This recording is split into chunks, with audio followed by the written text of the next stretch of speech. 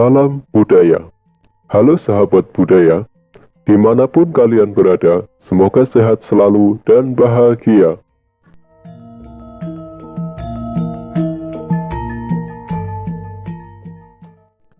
Sahabat budaya, sebagai penggemar wayang kulit, tentu tidak asing dengan lakon Karna Tanding.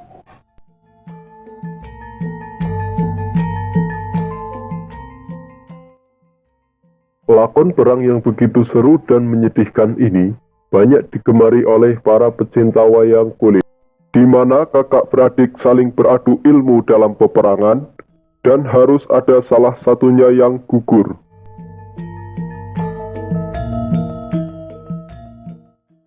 Seperti apa kisahnya? Mari simak video berikut ini.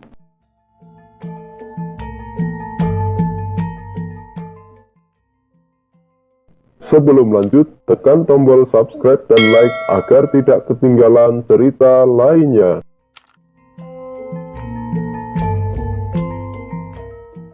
Salam budaya. Raden Karna atau yang dikenal dengan Adipati Ngawangga sebenarnya adalah kakak tertua dari para Pandawa.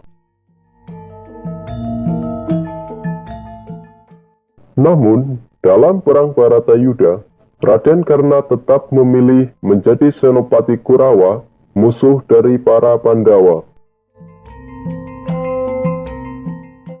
Hal ini dikarenakan Raden Karna ingin membalas jasa yang telah diberikan Prabu Duryudana kepadanya.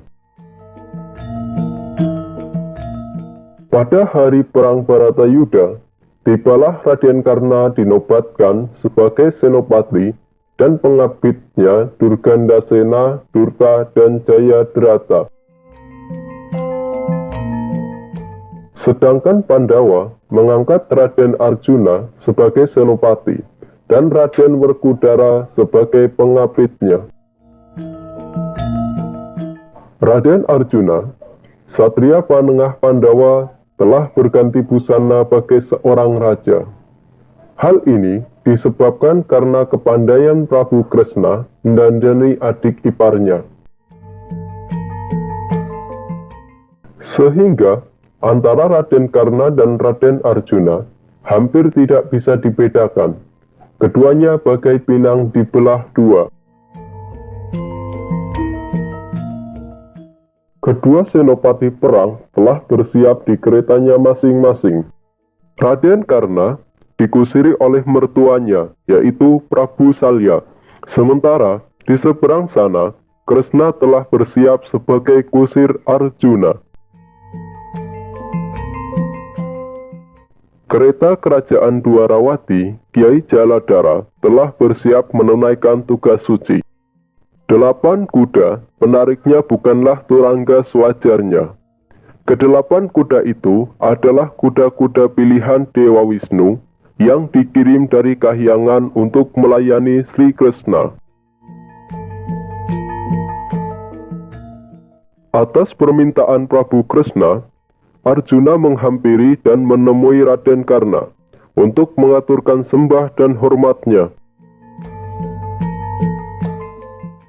Dengan menahan tangis sesegukan, Arjuna menghampiri kakak tertuanya.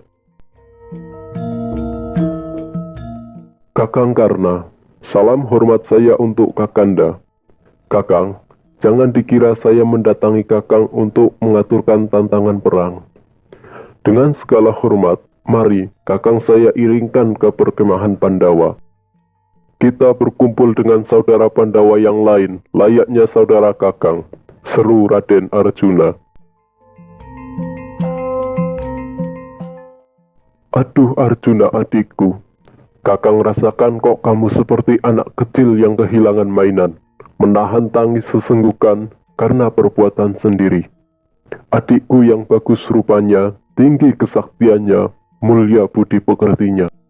Sudah berapa kali kalian dan Kakang Prabu Kresna membujuk Kakang untuk meninggalkan Hastina dan bersatu dengan para Pandawa.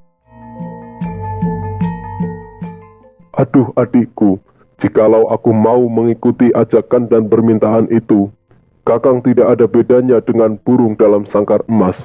Kelihatannya enak, kelihatannya mulia, kelihatannya nyaman. Tapi adikku, kalau begitu, sejatinya Kakang ini adalah seorang pengecut, seorang yang tidak dapat memegang omongan dan amanah yang telah diniati sendiri. Adikku, bukan dengan menyenangkan jasad dan jasmani Kakang. Jikalau kalian berkehendak membantu Kakang mencari kebahagiaan sejati, adikku Arjuna, jalan sebenarnya untuk mendapatkan kebahagiaan sejatiku adalah dengan mengantarkan kematianku di tangan kalian. Ayo Yayi, perlihatkan keprigelanmu, sampai sejauh mana keperawiranmu, keluarkan semua kesaktianmu. Antarkanlah kakangmu ini memenuhi dharma kesatrianya, jawab Raden Karna. Aduh Kakang Karna yang hamba sayangi, Adinda mohon maaf atas segala kesalahan. Silahkan, ambil senjata Kakang, kita mulai perang tanding ini. Setelah saling hormat antara keduanya, perang tanding kedua senopati itu pun dimulai. Keduanya mengerahkan segala kemampuan perang darat yang dimiliki. Sekian lama adu jurus dan kanuragan ini berlangsung. Saling menerjang, saling menghindar, berkelebat ibarat burung yang menyasar mangsanya di daratan. Barang siapa yang melihat, keduanya sama-sama prigel, keduanya sama-sama tangkas, dan keduanya sama-sama sakti. Ribuan prajurit kedua belah pihak menghentikan pertempuran demi melihat hebatnya adegan perang kedua satria bersaudara ini.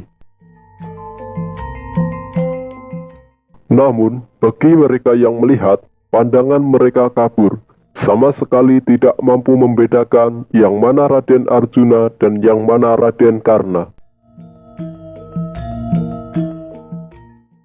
Keduanya sangat mirip, keduanya menggunakan busana yang sama, perawakan dan perkulitannya sama. Hanya desis suara mereka yang sesekali terucap yang bisa membedakan keduanya. Perkelahian tangan kosong ini telah berlangsung sampai matahari di tengah kubah langit. Tidak ada yang kalah dan tidak ada yang unggul sampai sejauh ini. Keduanya menyerang sama baik, keduanya menghindar dengan sama-sama sempurna, dan keduanya menghunus keris masing-masing. Pertarungan tangan kosong dilanjutkan dengan pertarungan senjata keris. Raden Karna memulai dengan menerjang mengarahkan keris ke ulu hati Raden Arjuna.